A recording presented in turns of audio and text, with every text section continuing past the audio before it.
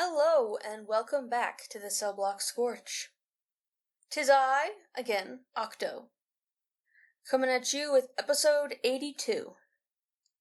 The prompt for this week was given by Bones, and it was, "So why did I have to punch that guy?" Always fun when you have a dialogue, prompt. You go so many directions with it. This week I wrote a little one-shot, so that's all you're gonna get. I will talk about it more afterward.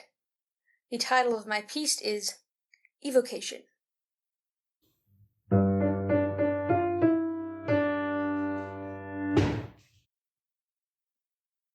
So... Dwayne ignored his companion, who was stubbornly holding out the non-question word for as long as she could while he gaped at a hole in the wall.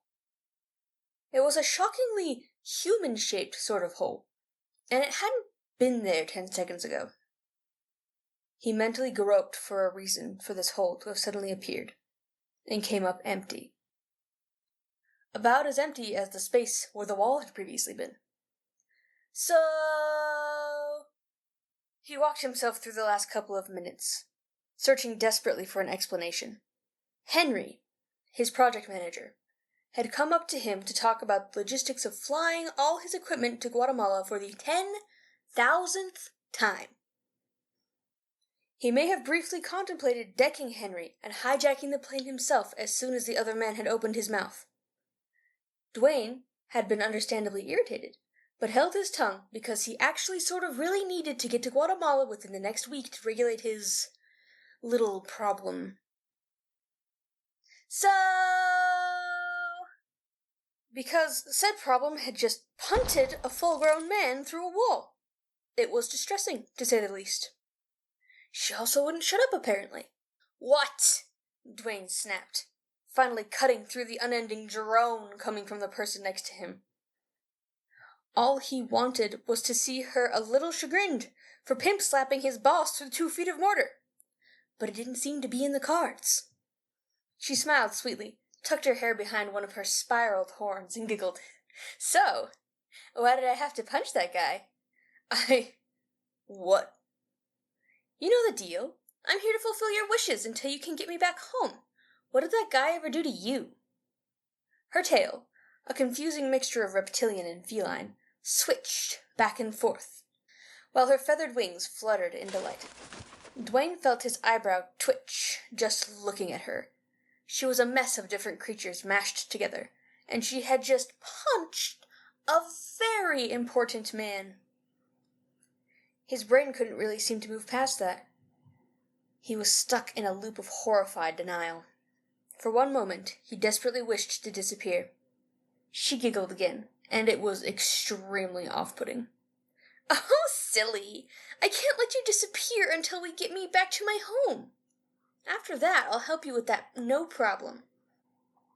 The woman, she didn't have a name and wouldn't accept one, patted him on the shoulder in what he suspected was supposed to be a comforting manner. "But come on! You can't just expect me to lay into someone like that and not spill the details." Dwayne stared deeply into the middle distance, or possibly the hole that likely spelled the end of his professional career, and cursed the existence of grad students everywhere.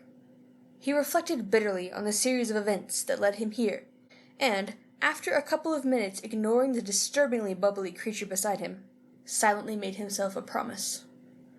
The next chuckle-headed intern who wanted to read an Aztec summoning ritual just to see what would happen would have to do it their own darn selves. Dwayne wasn't about to make the same mistake twice.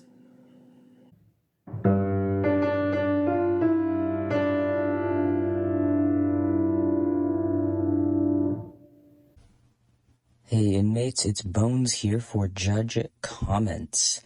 I got 4 pieces this week, and I chose Octo as the winner because this was the funniest and I felt the most complete story of the bunch. They were all pretty short this week, some fun ideas, but mostly just kind of snippets vibes. Plus, I'm always a sucker for the last sentence reveal type line, and I love that we find out what happened to get him in this situation right at the end. I don't have much else to say, so I'll send you back to Octo.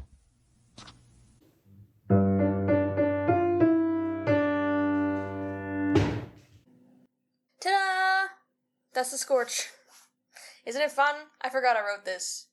It's just a fun little piece of a story that I will never finish.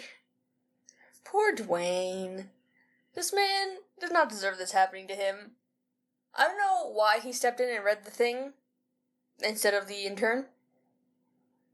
Who's to say? Maybe he has common sense and was like, I don't want to curse an intern.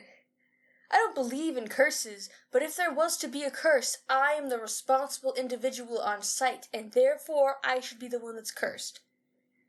And now he has a strange creature bound to his will that does whatever he wants her to do, to his own detriment. I always think it's rude when there's a creature that does your every whim, but they follow your inside thoughts. Listen, do I sometimes want to punch that guy? Yeah, I do. Am I ever actually gonna do it?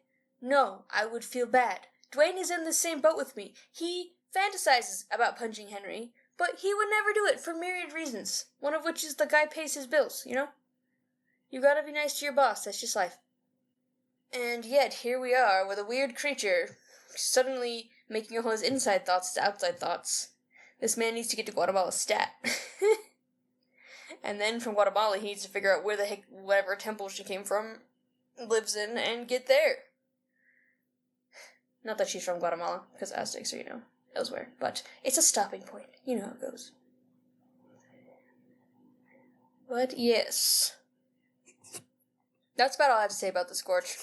I enjoy the setup and the writing, and it's just a funny little humor piece, and I'm glad that Bones enjoyed it too. For next week, after I won, I prompted... Can I find what I prompted? I prompted...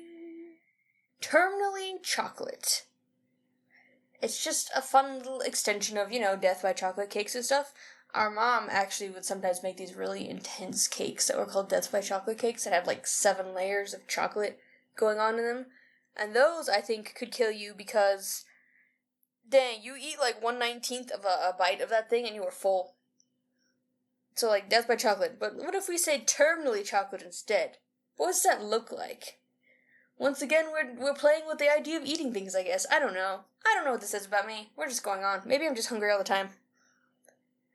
But Grishmak won that one, and I'm excited for you to listen to it. Keep that fire burning. The Cellblock Scorch is a production of Stellacore, an independent group of nerds sharing their obsessions with the world. Links to all our projects, including Instagram, Tumblr, YouTube, Patreon, and Ko-Fi, can be found on our Linktree, posted in each episode description. Follow us on Tumblr or Instagram to see the prompt of the day before the episode drops, and a quote from each Scorch the day after. If you would like to support our creative endeavors, you can give a one-time tip to the Ko-Fi of the writer of your favorite Scorches, or check out our Patreon. There, you can access the Scorches and episode transcripts for free, or sign up for Spark level support for $5 a month to gain access to our embers as well.